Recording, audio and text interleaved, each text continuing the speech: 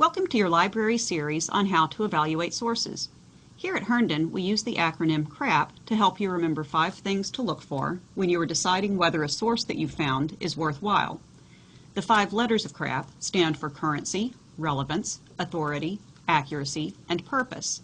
In this segment, we will focus on accuracy.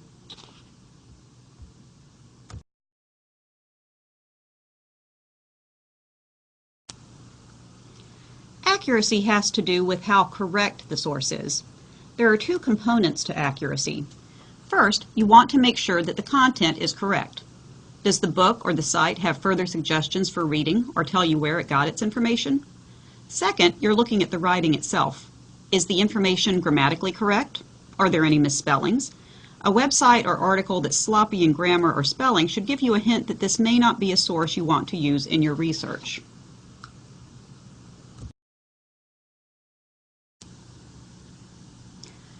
One of the nice things about databases is that they include content from encyclopedias and newspapers and journals, all sources that have editors that fact-check the information before it's published.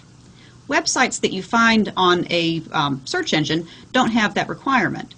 Some organizations that publish websites are very good about double-checking the information, but others don't have any kind of fact-checking in place.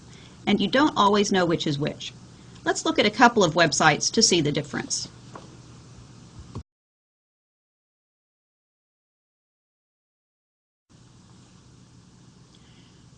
This first web page is from a site called Charter for Compassion and discusses the United States' limited role in providing a safe haven for refugee children during World War II. The writing is clear and concise. We see that the author is giving us some facts and figures, and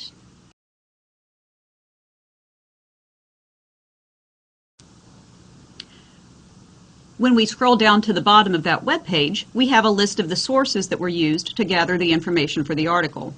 If we want to fact-check the 200 children who arrived unaccompanied in 1941, or the 9 children who arrived in 1944, we have the information we need to track down the book that's shown as the source of that information.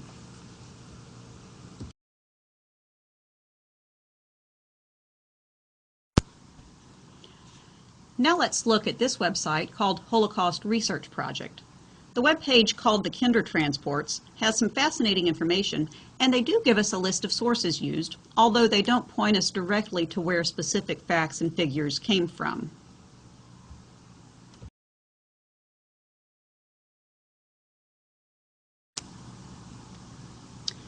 When we take a closer look at the content of the website, we see a lot of grammatical errors. Punctuation mistakes, run-on sentences, and sentence fragments are common. A couple are highlighted on the slide. This raises enough of a red flag that as someone trying to find the best possible sources, I'm not going to choose this one. Sloppy grammar and punctuation make me wonder if the creator might also be sloppy with some of the facts.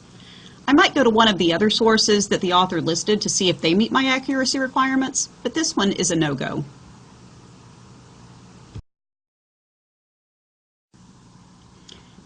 If you have questions about accuracy, please stop by the library to talk with one of us, or feel free to email us. In the next segment, we'll talk about purpose.